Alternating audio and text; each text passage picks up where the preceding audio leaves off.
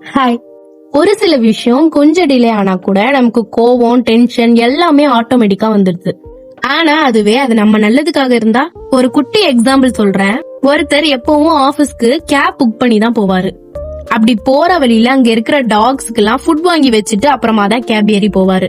And one day அவர் அப்படி போறதுக்கு முன்னால அந்த டாக் ஃபுட் வாங்கி வைக்கிறாரு. பட் அதை சாப்பிடவே இல்ல. அவர் உடனே அது நல்லா இல்லாம இருக்குமா இல்ல டாக்கு உடம்பு சரியில்லாம இருக்குமா அப்படின்லாம் யோசிக்கிறாரு. சரி கொஞ்ச நேரம் கழிச்சு அதுவே சாப்பிடும் அப்படின்னு வச்சுட்டு போயிடுறாரு.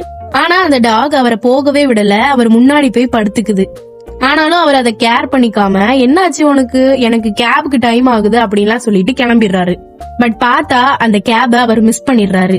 உடனே அவருக்கு செம டென்ஷன்.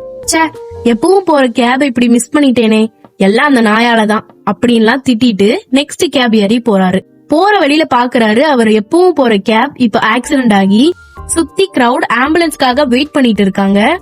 ரோடே பரபரப்பா இருக்குது.